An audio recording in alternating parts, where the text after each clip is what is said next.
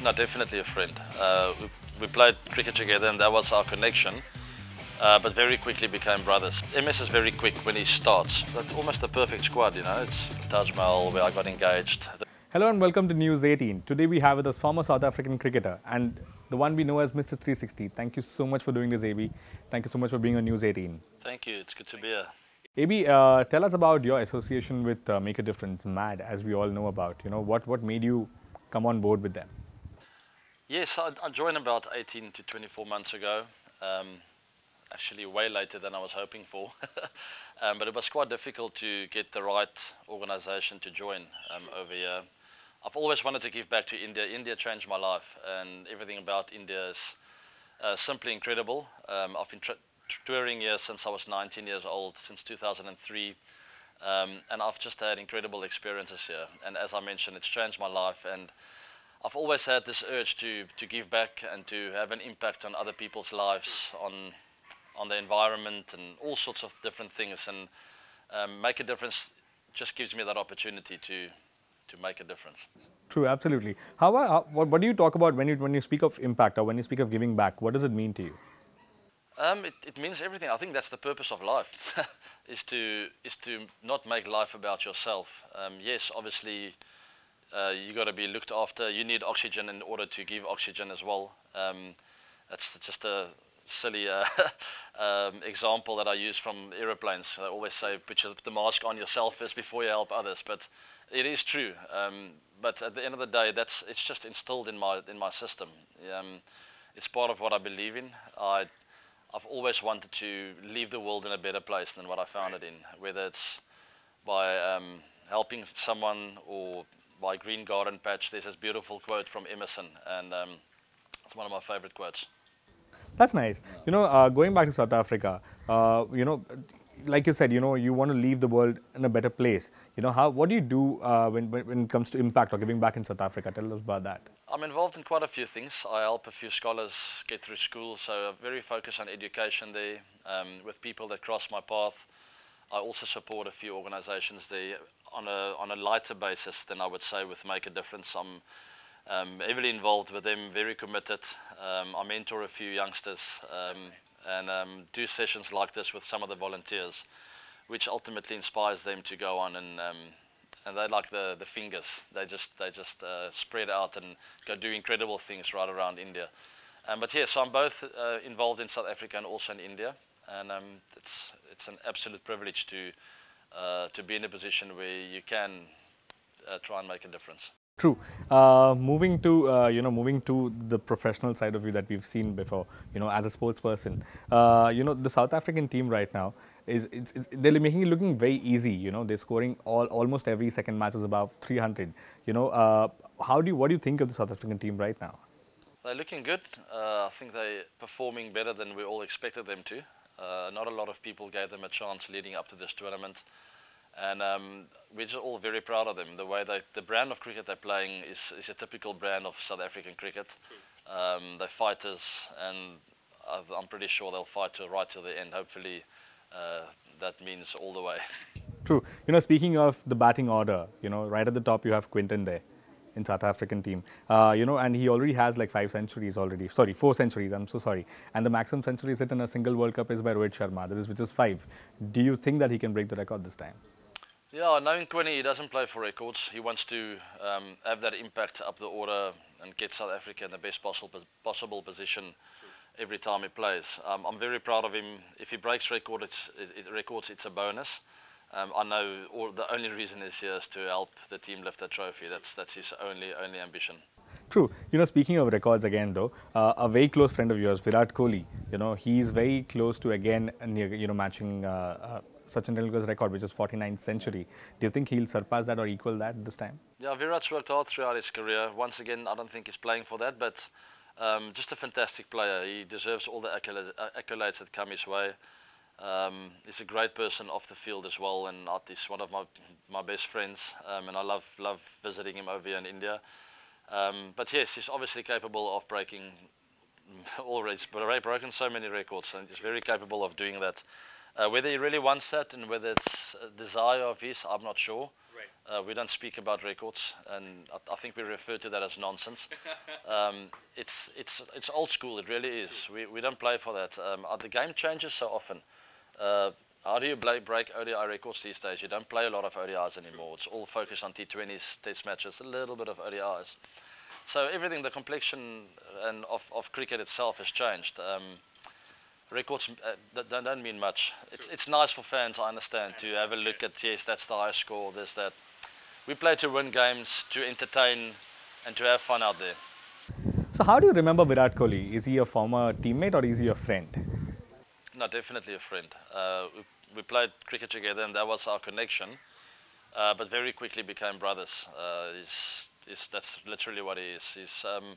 He's just a good person with a great heart who's got time for other people. He wants the best for others.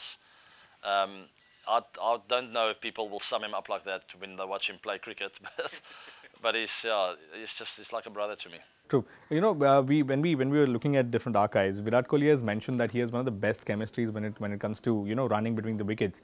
First is with you, and the second name that he mentioned was MS Dhoni. You know, but he himself is very unsure who is quicker. What do you think? Are you quicker than MS? It's a good question. I think in my prime, I think MS might be faster off the mark, but I think I'll catch him after 10-15 meters.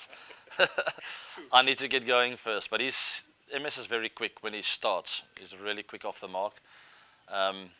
Fantastic runner between the wickets. I mean, I've given him all the credit, so I might as well tell everyone he's faster than me as well. I think on the longer distance, I'll take him.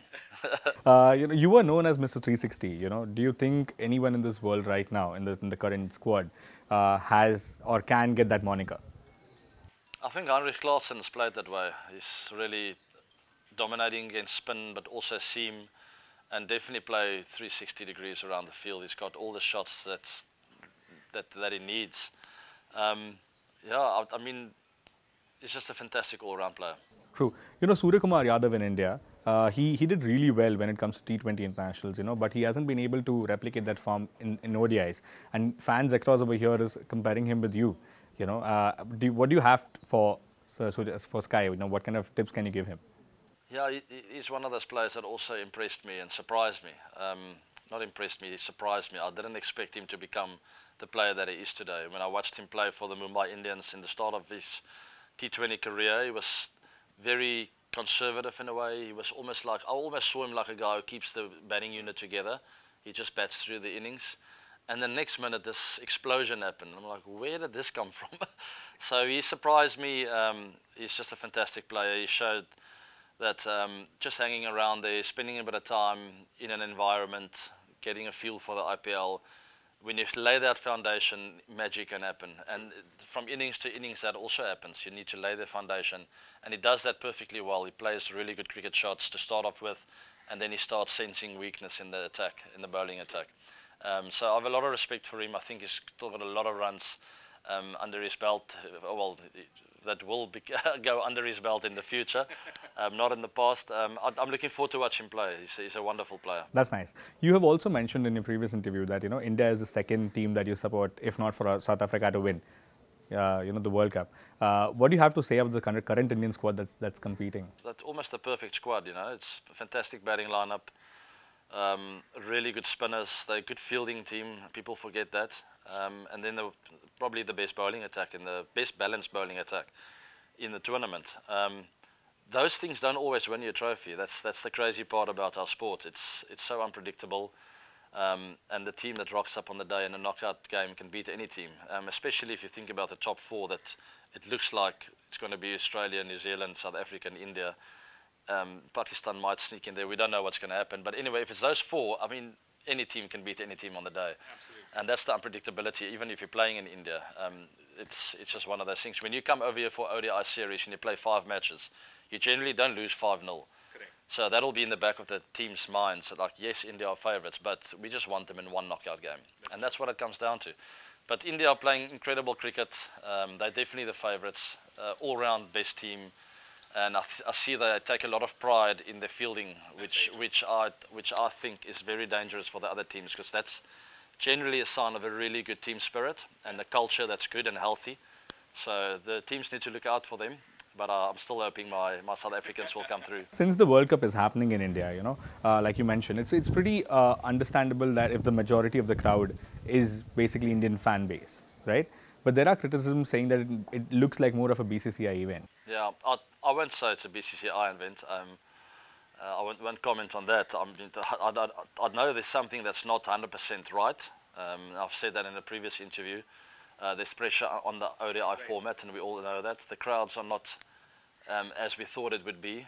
A World Cup should be celebrated by nations, and I was just now at the Rugby World Cup in Paris, and I mean, I met people from every single country in the world almost, and they're all there to celebrate the World Cup. So I think we just need to try and rekindle that spirit of people in the streets with flags from all countries, and that's that vibe. I don't think I felt that before in this World Cup, and that is a bit of a concern. But also the ODI format we know is under pressure, so I hope they rectify that in the final way to make it better. You have mentioned that India is very close to you, and you even proposed to your then girlfriend, now wife, Danielle at Taj Mahal. Can you tell us what about India has made you fall in love with it? Everything about it. I fell in love with the people, first of all. Humble human beings, very welcoming, very hospitable. And I spoke about it with one of my friends in the cab the other day, and he started talking about it to me, about our cab driver and how patient he is, and just almost like this guru kind of guy. And he's just a cab driver. He's got, I mean, there's nothing to him. He's got no chip on his shoulder. He just does his thing. Very soft spoken, very welcoming, ready to serve other people. And we spoke about the purpose of life earlier, and I really feel that in India when I come over here. And it's not just because I'm a cricket player. I felt this before I became famous in India, or well known, or whatever you want to call it. I always felt like people go out of their way to make you feel welcome, and that's the special thing about India. And then obviously all the other things just fell into place. The culture, all the landmarks, the Taj Mahal where I got engaged, the food, the tastes, the variety in cities from Bengaluru to Bombay to Chennai, and it's just all different, and different people, different languages, different foods, different cuisine. Then you go up to Dharamshala and you get something completely different there again. So it's just it's an incredible nation now. So moving to the quick fire questions, these are all related to your career, the way you've shared your friends and your relations and all. So Faf du Plessis or Virat Kohli, who do you share a better understanding with between the wickets? Virat Kohli. Okay. Faf the cricketer or Faf the friend, who do you choose? Faf the friend. Okay. South Africa 2015 squad or the 2023 squad, which is better? 2015 for now, until they win the World Cup, then it's 2023. Rohit Sharma or Virat Kohli, the batter you would want in your team? Both preferably, but Virat.